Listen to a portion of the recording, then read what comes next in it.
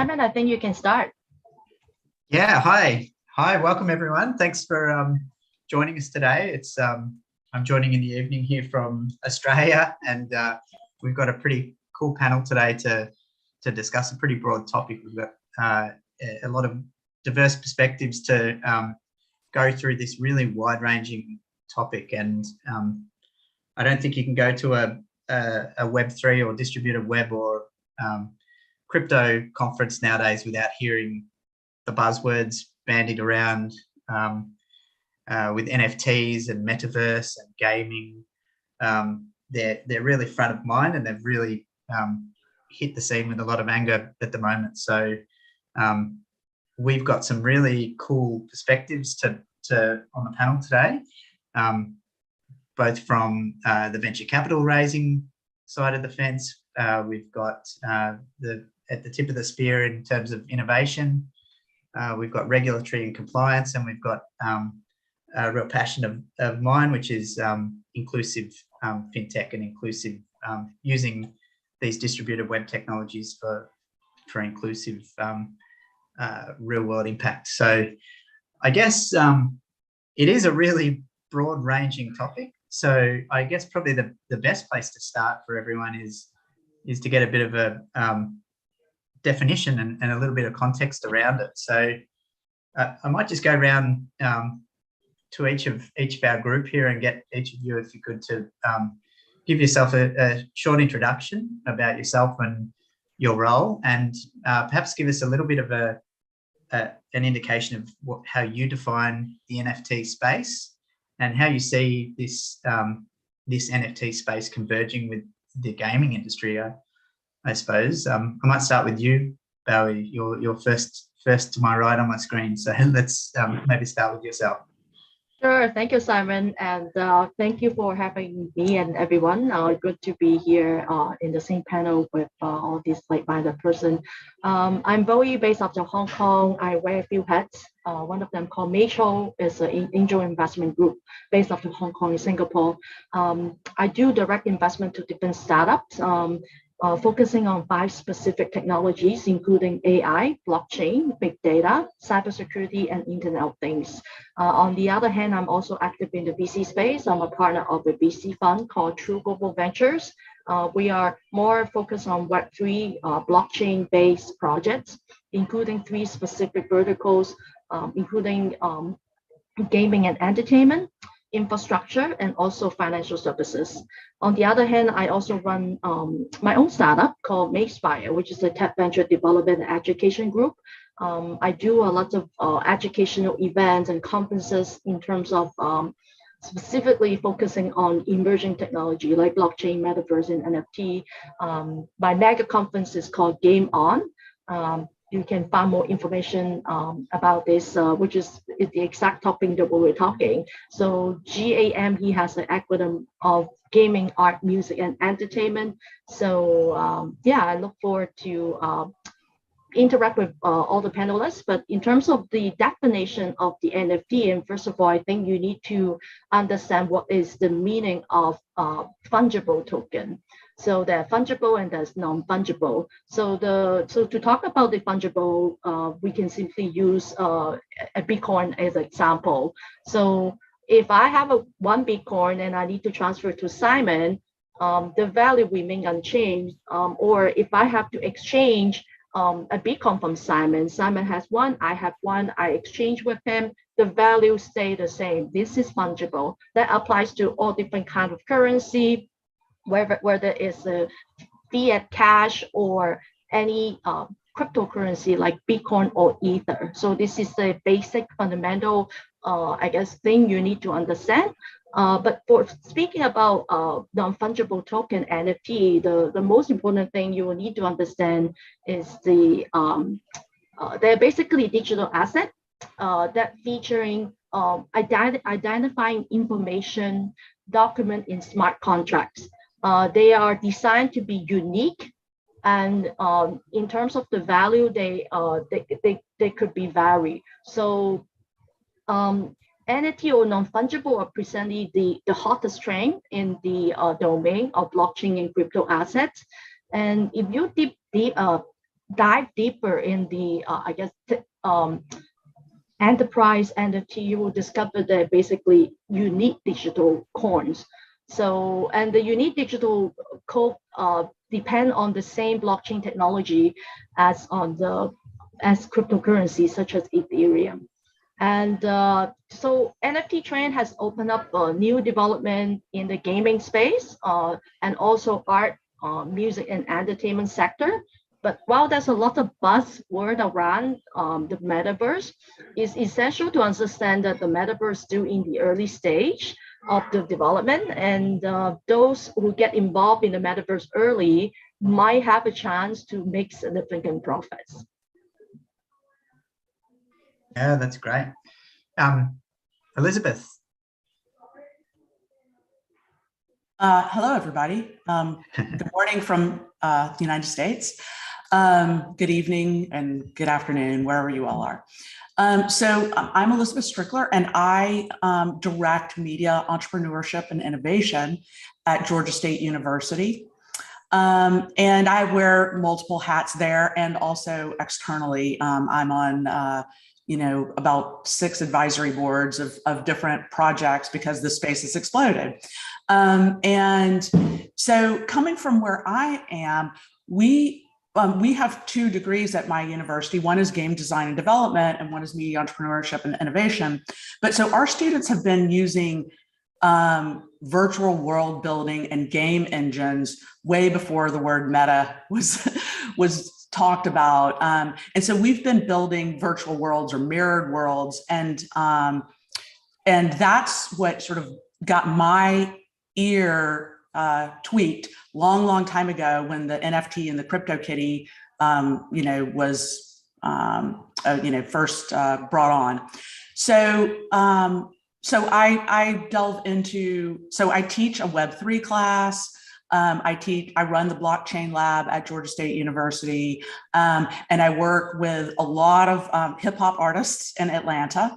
And I also work internationally with other companies on advising in this space.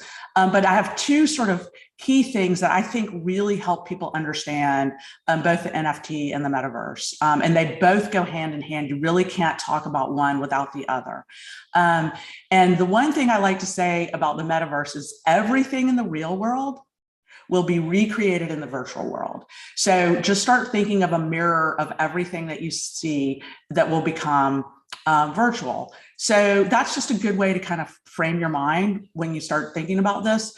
But with the NFT, I've thought about it a lot and talked about it a lot, but ultimately, to me, the non-fungible token really is basically about labor.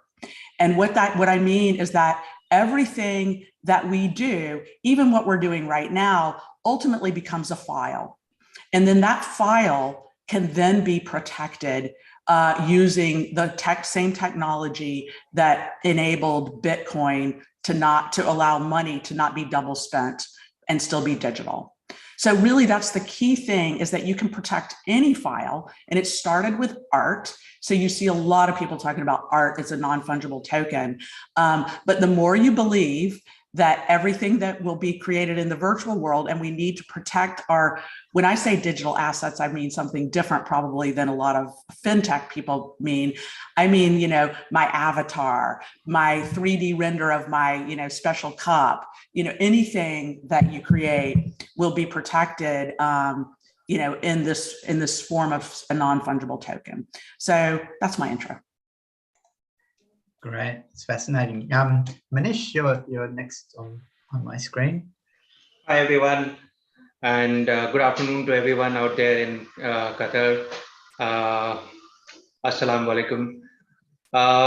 So let me try and give you a view of how I see NFTs. I think panelists before me have adequately taken initiative to explain NFT. Where I would like to draw the attention to is we have evolved over a period of time, and the technology has proven what it holds in terms of the promise, and the promise thereon can go into multiple directions. One of the directions, of course, is metaverse, where we get to create the world or probably many parallel universes, and many metaverses. So we may sound pretty excited about that, but I would draw the attention towards the same technology being applied to real world assets. And when we talk about so the technology has not really touched the beauty of transactions that one can do with real world assets. So and I think beyond a point, we don't live virtually, we live really. So beyond a point, and in every field there has been a technology hype, and then the traditional finance really caught up with the technology led initiatives, and kind of they merged together towards a new way of doing things. I think we cannot negate the use of the same technology into bringing in all the benefits of the NFTs to the to the real art. Let's put it this way, to Picasso's art, who could not do NFT of that, and not a photograph of Picasso's art, to something that Soothby's would auction, and many people would buy together, instead of one person bidding for it. To what I do for a living, to real estate, to buy properties as NFTs, to buy aircrafts as NFTs, and the whole airlines industries kind of transforms. So I think while there would be a lot of excitement around the metaverse part, but when we talk about the real money moving in, and the proportion may be multitudes of difference, is when the traditional assets and traditional finance kind of starts merging, and I'm sure in between will come regulation and things like that with the traditional assets, and that's where I think the world will get much more exciting. Yeah, I agree. That's a really exciting and difficult topic, I guess, that converges to the real world and these digital twins that we talk about. Kevin, I'm really excited to hear from yourself as well. I know you've got you're very much at the front end of this technology, and you've got a real perspective from the compliance and regulatory side. So perhaps if you could give us your introduction. So hi, my name is Kevin. Can you guys hear me? No problem, right? We can. Yeah. Cool. Right. So I'm Kevin, and a board member of Global Impact FinTech Foundation. So that's where all of us are. Also, at the same time, the secretary and board member of the Blockchain Association of Singapore, as well as now just newly formed in Singapore FinTech Association. There's a Web 3.0 X committee as well, as co-member in that subcommittee.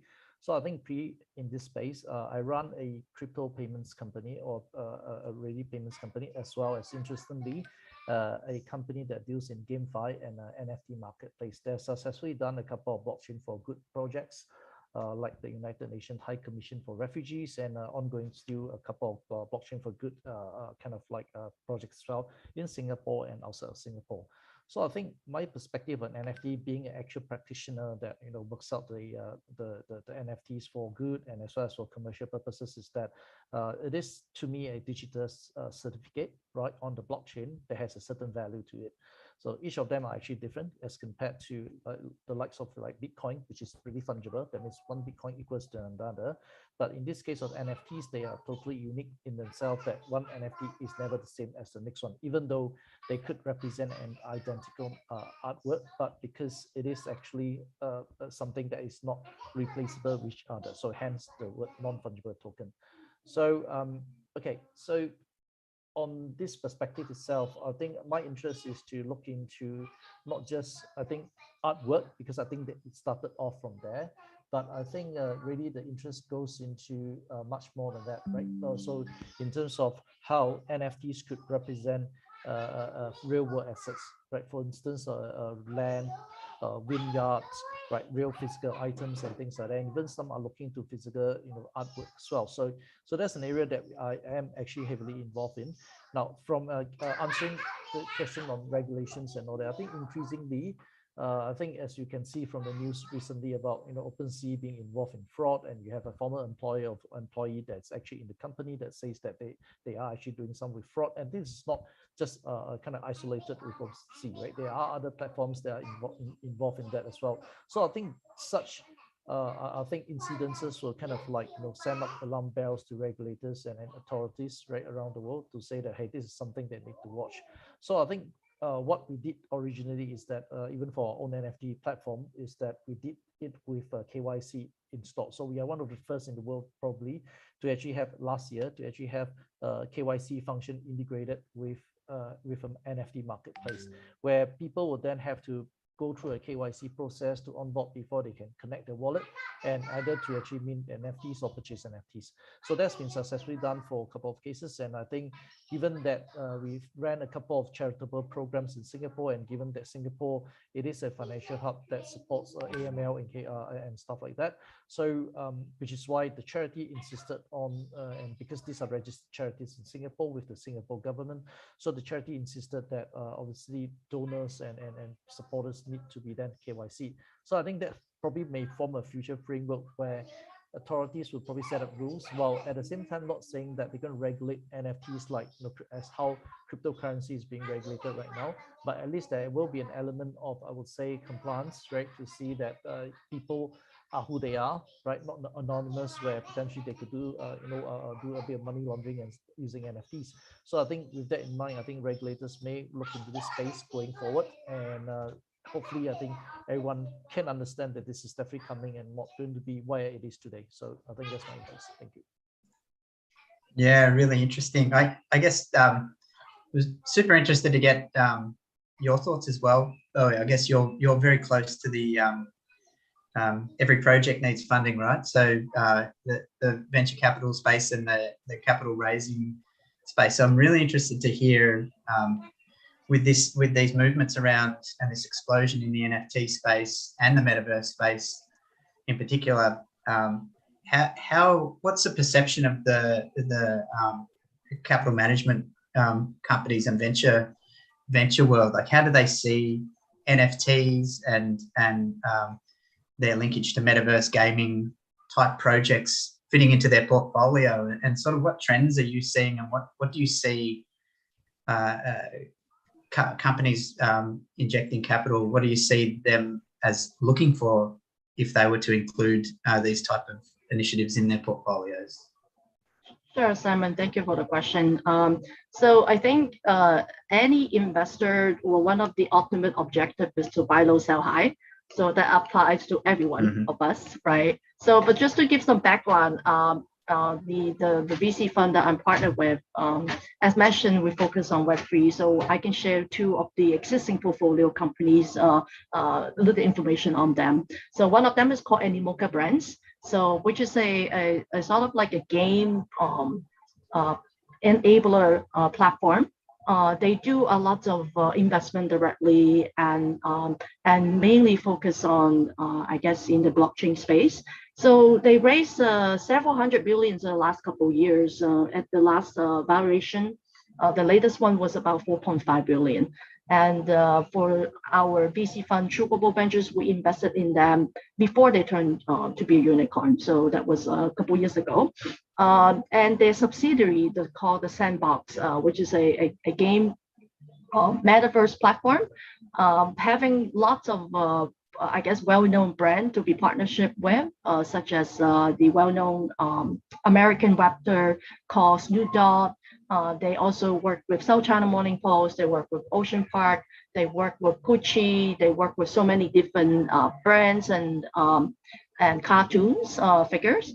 They raised the latest round. They did the funding round. They raised 97 million. Based on the valuation of 500 million. We invested in Sandbox more than 3 years ago.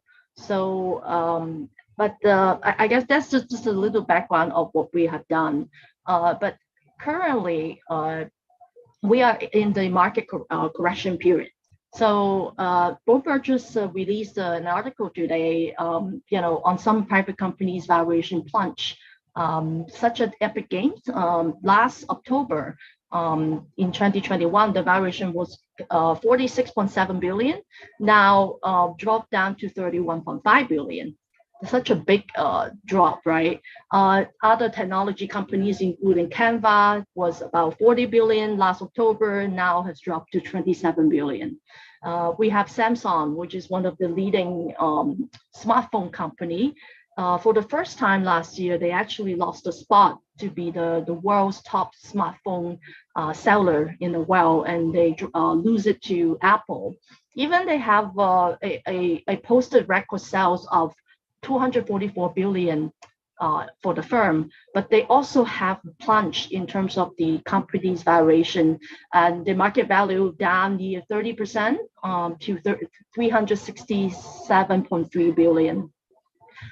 Talk about, I think one of the giant in China, which is Tencent, the only Chinese company among the world's top 20 largest technologies company.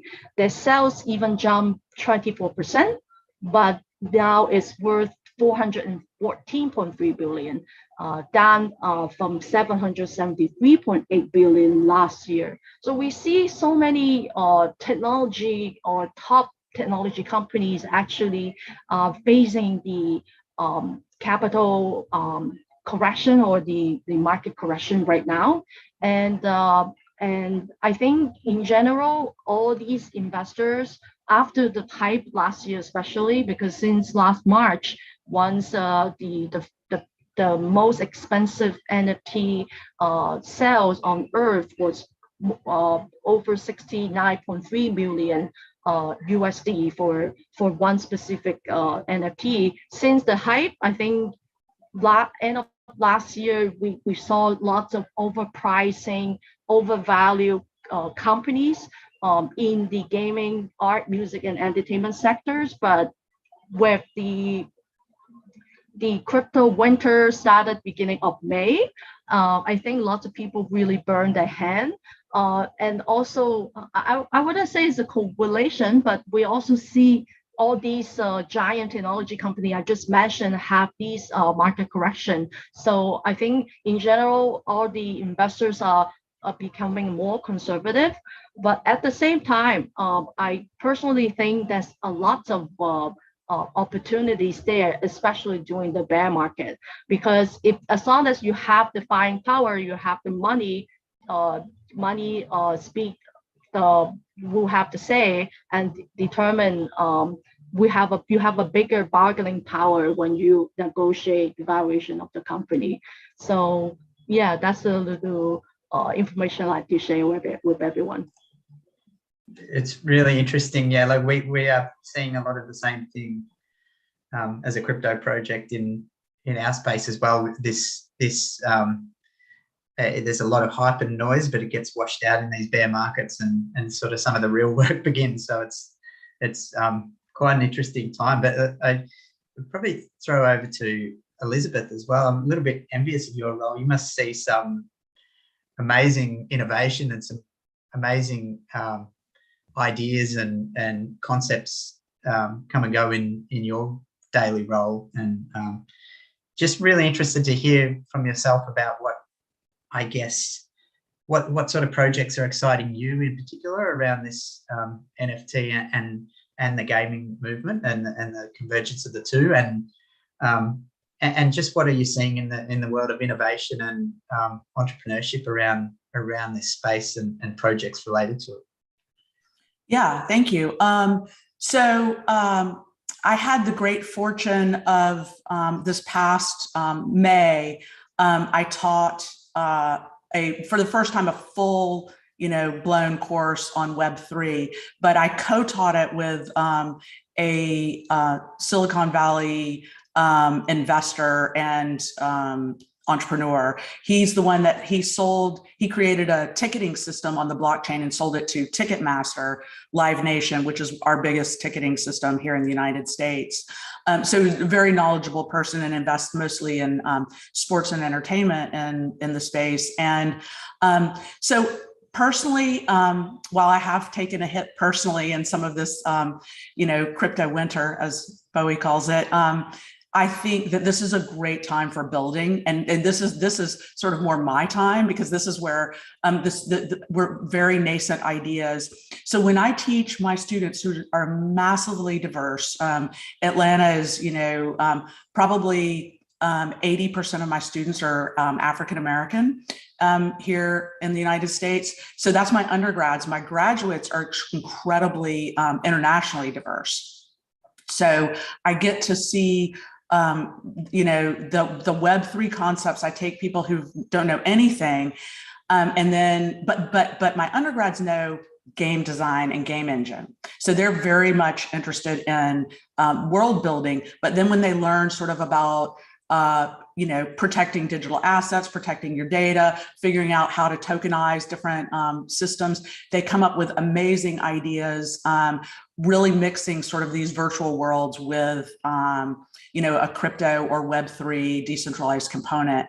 So we had a showcase recently, and we had virtual performers where the students had learned to just use their phone to capture their movements, and do it quickly on the fly. We had a whole collab crib, which is some of the most famous TikTokers, come in and learn all about the Web3 and their ideas of like generative NFTs that change over time, where the character builds and grows like a human. Just really, these are crazy ideas that haven't figured out their business models yet, but they're definitely coming up with really interesting things.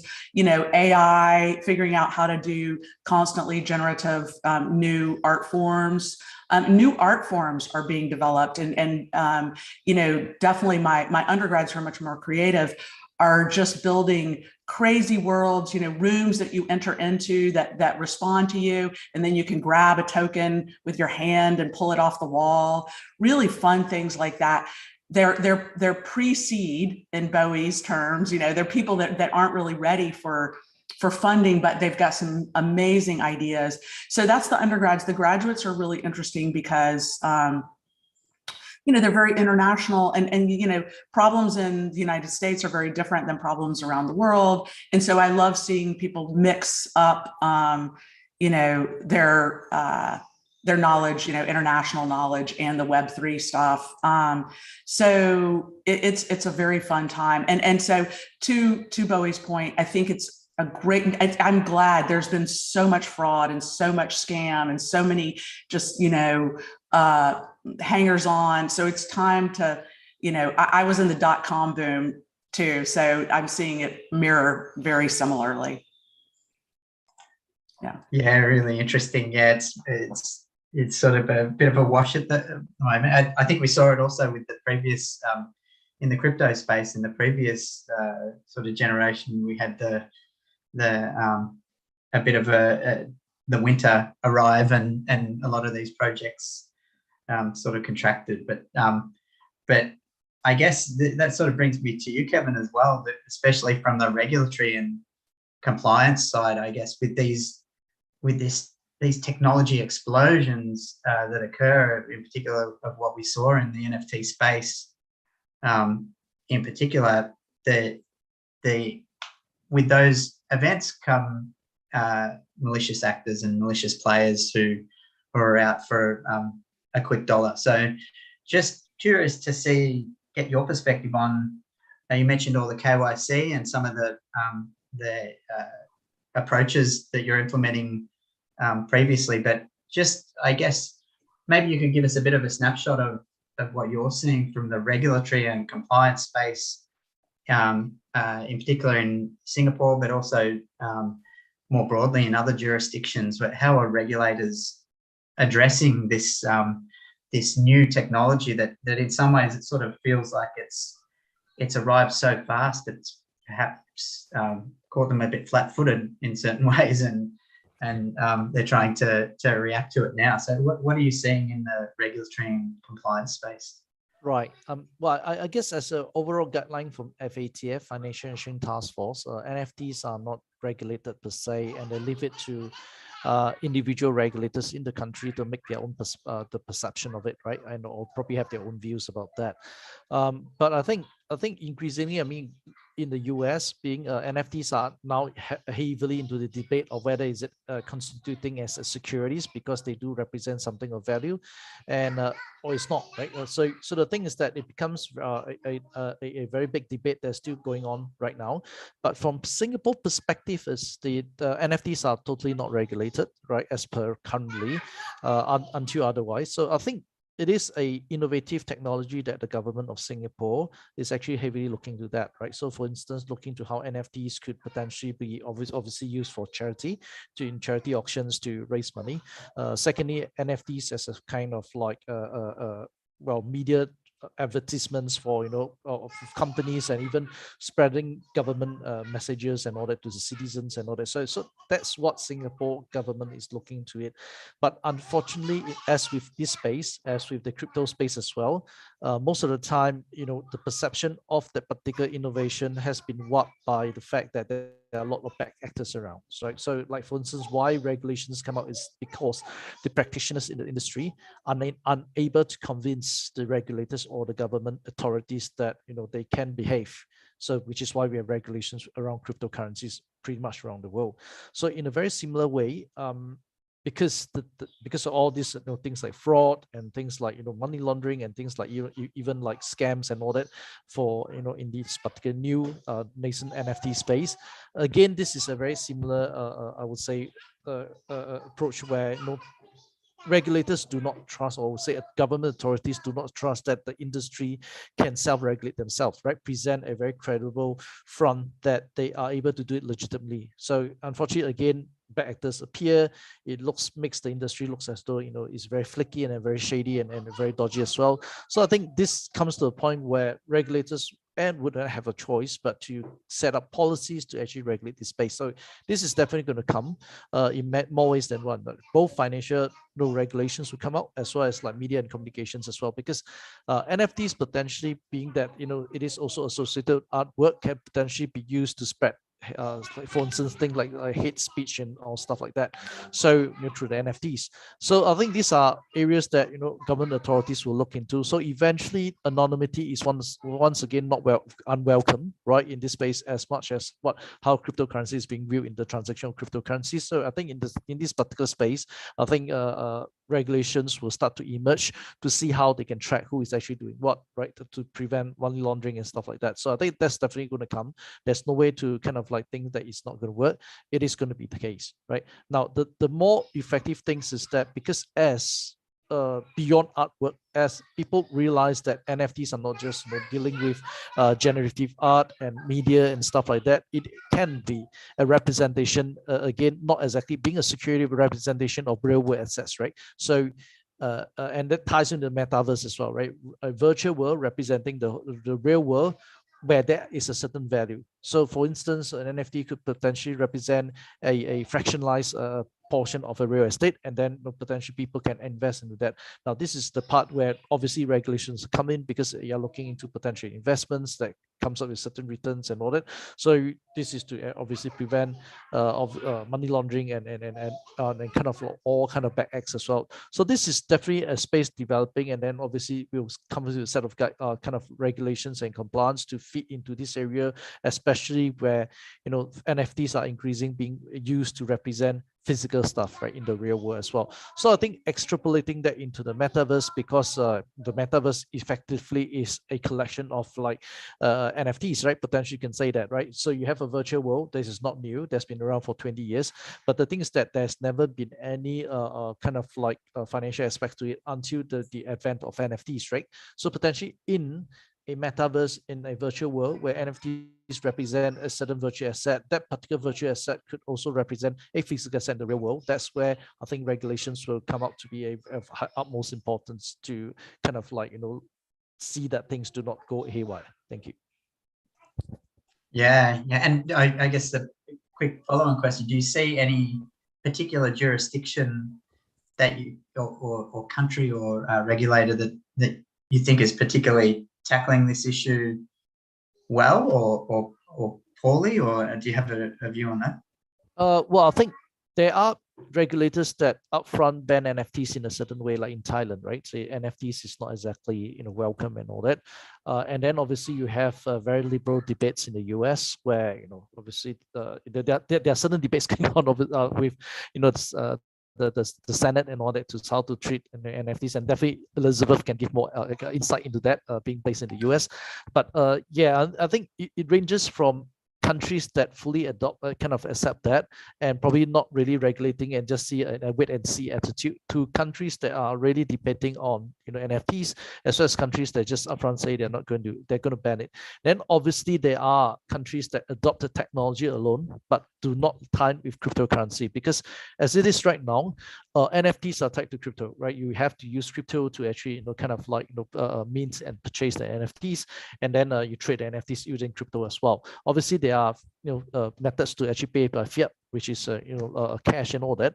But the thing is that it is another layer. So effectively on the blockchain, you still have to do that. Now, the only one that buckles the trend will of course be China, right? So they ban cryptocurrency, but the thing is that NFTs pretty much welcome, as in the country itself, where people, I mean, the government there do not encourage you to actually obviously kind of speculate in NFTs and get rich from that. But NFT is actually being used as a form of, like, as with any other virtual media that they can use, and this is being kind of used across our tech companies in China as well. So this is a model that potentially is interesting, because you have a model used by a country that's not tied to cryptocurrency, because that country bans cryptocurrency as well. So I think in Singapore as well, I think because while we do have sets of regulations to kind of regulate cryptocurrency and all that, the government, and in recent many times, and even recent instances as well, they have actually said that cryptocurrency is not for retail, it's actually for accredited investors and all that. So there is lots of like discouragement from the government to go into cryptocurrency, but yet at the same time NFTs is being viewed as such. So I think there's a lot of work that potentially where NFTs could be then in a very similar model that's actually used by China, where you can actually pay for currency and it's not meant to be a speculative kind of asset, right? So so there is a wide range, I would say, across the country. Again, ranging from people who kind of like either outright ban it, or people who are debating what to do with it, to countries that well, they are just having a wait and see attitude to see how the rest are doing as well. Yeah. Interesting. And Manish, I guess this is one for you. Very, very close to my own heart with the gift association, and I guess a really important area that we see is the potential and linkage for this movement into providing connecting the disconnected and inclusive fintech and sustainability and other things. My company, we work in the sustainability area, and we've sort of done an NFT project to raise some funding for a refugee camp in Rwanda for a solar upgrade, for example. We used local artwork, and that was a funding mechanism for them. So there's all sorts of, and there's a flurry of creative projects out there that are trying to bridge this gap and use this technology for good and impact. I guess you're very interested to hear your perspective on that, and I suppose what you're seeing in terms of innovation. I know NFTs are a pretty broad topic, and they mean lots of things, and to a lot of people, they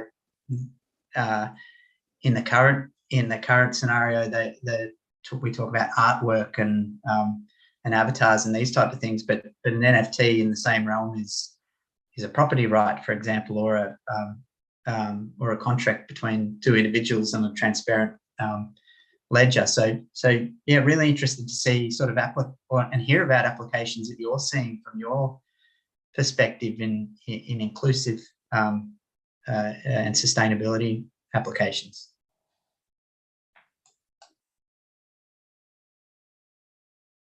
But you're on mute, Manish. Sorry. So I would take it forward from what Kevin was alluding to in terms of NFTs really representing value, and that's where the real world value NFTs and real world application NFTs, whether it is for assets or whether it is for financial instruments, that we talk about, is where I think definitely the technology would move to. And in that sense, at some point, regulation has to come in from the appropriate, regulator, and it may be the regulator who is regulating the financial services, or let me put it this way, or it may be the sector specific regulator in the sector that you're operating. For example, we talked about property rights, and if we talk about property rights, it may be a financial services regulating you, or a regulator regulating you, or it may be the real estate regulator regulating you, or it may be both, which is worse. So that is an eventual plan, and it will happen, as Kevin already said. Having said that, the problem is the coupling with cryptos, and that is where, at least in India, the Indian government took a very strong set of measures to dissuade people from investing in cryptos, because of their speculative nature. They believed it was more appropriate to tax them enough that nobody believes in investing it. So that's what they did, and sadly, I would say even IMF also praised Indian stand. So that's bad news part. But I think it's time that crypto is not one thing.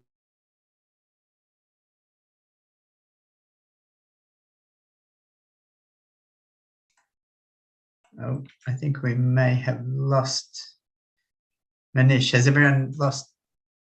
Am I the only one? I guess, sorry, Manish, we've just lost you. So if you can hear me, I might pass on to another question. But I guess, oh. Hello? Hi, Manish, you're back. Yep. Sorry, when did I go out? Probably 40 seconds ago. Oh, okay. So I was saying, essentially, the coupling with crypto did a lot of damage to the NFT, NFT movement, I would say, itself, because of the perceived fluctuations, because of the inherent crypto that is required, to buy and sell NFTs. While NFT, as the evolution of blockchain technology itself, can be deployed into many things, which can have its own, set of regulations and blah blah blah. So decoupling is going to actually unleash the potential of NFTs, if I can say that, and maybe we can decouple from the privately issued cryptos or stable coins to probably central bank digital currencies. And once we are able to do that, we have a full transaction trail on blockchain and things like that. So I think irrespective of the countries, I think once we have CBDCs happening all across, I think the twins of CBDC plus the potential of NFTs in every sector, will unleash a whole new space altogether. Yeah, cool. And I guess just had another question for yourself as well, Elizabeth. I guess, just really fascinated. You're dealing with the younger generation and the students upcoming, and I had a chat with a much younger non-grey-haired colleague of mine a few weeks ago, and he was telling, and we were just talking about the attraction and allure of this NFT movement, and it was, I must admit, it was a little bit confusing to me in some ways. And he was sort of giving me the analogy that it's, I guess, when I was sort of growing up in the 80s, it was like a new pair of sneakers or something like that defines your identity, and it's something that gives you a little bit of definition. And he was saying that the kids nowadays are their digital version of themselves is just as valuable and a similar identity. So yeah, just interested to hear your thoughts on sort of that trend, and I guess the younger kids that you're seeing coming through and learning about this stuff, where their creativity is taking them in using this technology to create an identity for themselves. Yeah, I mean, there's an actual, multiple statistics, but millennials and Gen Z, 60% of them perceive their online reputation as more important than their IRL or in real life reputation. So that's why you see people with a selfie stick that look totally silly IRL, in real life, that's what that is. But they don't care because they're getting a great picture for their online world. And I really do think that it is definitely the younger that someone is, the more they sort of really believe that their online lives and reputation are important. And I know that Manish was like, we live in real life. But what we're really trying to look at, like I was going back to everything in the real world will be recreated in the virtual world. There are some things that are done better virtually, international conferences like this. And there are some things that are done better in real life. A lovely dinner with friends cannot be replaced, by some kind of metaverse thing. But there are, the secret sauce is looking at where you can enhance in real life with meta, with the metaverse or vice versa. So it's really interesting in that space. Some really interesting things I've seen recently is like people using gaming for whether something will go viral. So like these betting games on virality, and just really fascinating things that really matter to younger people that, quite frankly, if it's not your lived experience, you just might not understand it. So don't underestimate. And I love the fact that you mentioned the sneaker, because one of the talks that I do to try to kind of help people understand is the anatomy of a sneaker. And so never, underestimate the flex. Most of us wear shoes. Most of us probably need about 2 pairs of shoes, but I doubt that all of you have just 2 pairs of shoes. You want to look good, and you want to symbolize to people who you connect with, who you want to connect with, so it doesn't matter whether it's virtual fashion or real fashion. You're trying to connect with people and symbolize what you stand for. It's really important to people. Yeah, amazing. Yeah, it's kind of I know my daughter, I've got a 9-year-old. She's constantly on Roblox, and she hangs out with her friends on Roblox. As a kid growing up, it was very much ride our push bikes around the street and meet your friend at the corner and that sort of stuff. But it's all Roblox in her school, and it's really interesting. They're really creative, what they create together. But I guess we've got about 10 minutes left. So I guess one of the things I wanted to sort of go around the room and the audience might be interested to hear is just to hear your thoughts on what advice would you give young entrepreneurs and creative innovators in this space when tackling this space in particular, and coming up with ideas and where opportunities exist, I guess, in a nutshell. And I might start with you, Bowie, if you could just give us your thoughts on that. Sure, thank you, Simon. I truly enjoyed the talk with everyone. So I guess my little takeaway for the audience is that if you are an entrepreneur running your own startups, now we are facing a bear market, as mentioned. So expect you will have lots of challenges in terms of fundraising. So plan it accordingly. You do not wait until you have less than 6 months runway or even less. When you speak to any potential investors, you always have to have a minimum of 18 months to 24 months to run in terms of your cash flow. Also expect the amount to be lower. With the bear market, especially from any new form of VC fund, they might have some difficulty getting the LP sign up. So in other words, they might have a smaller ticket size. So expect the amount that you might get will be lower. Also, because when people have become more conservative, then obviously they definitely will negotiate with you on your valuation. So do expect any potential investor to come back and negotiate a lower valuation than you expected. So always, I guess, be conservative in terms of your spending. Money is not, I guess, cannot solve all the problem, but money can solve a lot of problems. So if you have enough cash in your hand, then you definitely have a bigger bargaining power with the investor, because you do not need that funding right away. You actually want the investor to chase you instead of you chasing them. So that's a little advice I would have for everyone. But one more thing is that, I guess, digital asset is not going away. That's for sure. But how do you safeguard your digital asset?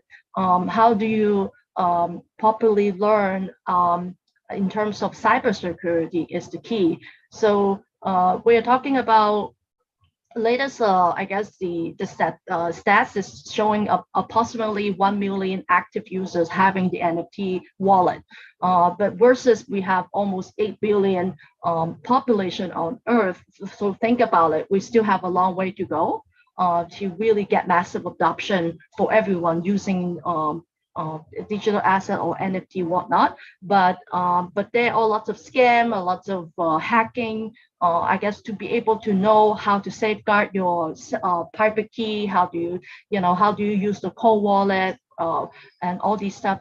Definitely worth to invest in yourself, and there are lots of courses and information that you can find online. So yeah, that's I would like to share with everyone. Yeah, super important. Yeah. Manish, maybe your perspective on advice for entrepreneurs. Yeah, so build for long and build for some solutions which I generally advise doing things which have intrinsic value. So I think the euphoric stage where you could have managed to ride on the crypto wave, I think is coming to some level of sanity. And my advice to people would be that look for pockets where technology can be genuinely deployed to bring in the benefits of efficiency, but the scale, the participation. You have a technology which has secondary market inbuilt. So with those tick marks, if you see an application that can make things be done better, go for those applications, because those have revenue streams inbuilt, and those will have better acceptance in the colder months. I think that's great advice. Value follows value. So I think, and Kevin, your thoughts on this? Yeah. So I think a couple of things. First and foremost, I mean, since we go around the topic of regulations and compliance, before we start any such projects, it's always to get advice to see, if it goes into certain regulatory concerns or compliance concerns and things like that before starting on the project, and as well as potentially when that may happen, so they do not get caught in the cold when it does happen. Next is, of course, to have a very clear understanding of the product that you're actually building versus whatever is available in the market. Because right now, if you look at all these kind of NFT projects out there, you can see one that has 1,000 and 10,000 other clones that looks exactly the same. So how then potentially you could not be able to kind of raise the money you want, because everyone is getting for the same thing, and they're offering exactly either the same product, or they're actually offering even the same kind of concept as well. So I think it's before starting anything, look through the market, understand exactly what people are actually offering in the market right now, do something differently, or probably do something that you feel that's going to be the next phase, rather than doing exactly what others are doing as well. So like what we said, in this very much a bear market, money is not enough to go around. Then so even if you have a very good project, the thing is that there are others that are doing almost exactly the same thing, then it makes your attempt much difficult, right? Compared to if you have a very innovative concept that is much more looking forward, future looking forward, rather than what others are doing as well, then I think you could have a better potential chance of success of actually acquiring your funds. Yeah. Yeah, fantastic advice, I think. And Elizabeth, from your perspective. Yeah, so first I would like to respond to what Bowie said about protecting your assets. I had a mutant ape stolen, so it's very painful. So be very careful, and I'm highly educated in this space, and you can still get scammed. So yeah, know that. But look for an interview from my ape on Variety magazine. It's going to be very interesting. It's going to be from the ape's perspective. So one of the things that I tell, anyone that I work with, start with what you know, and look at where Web3 and NFTs are affecting your area, because it's going to hit all markets. So you don't need to imitate or fake what you know. Look at the area that you're in that you know deeply. That's a great place to start. Know who you are and know what you know. But also, do research, because the minute you have an idea, there's probably another idea that's already similar to that. So do a lot of research.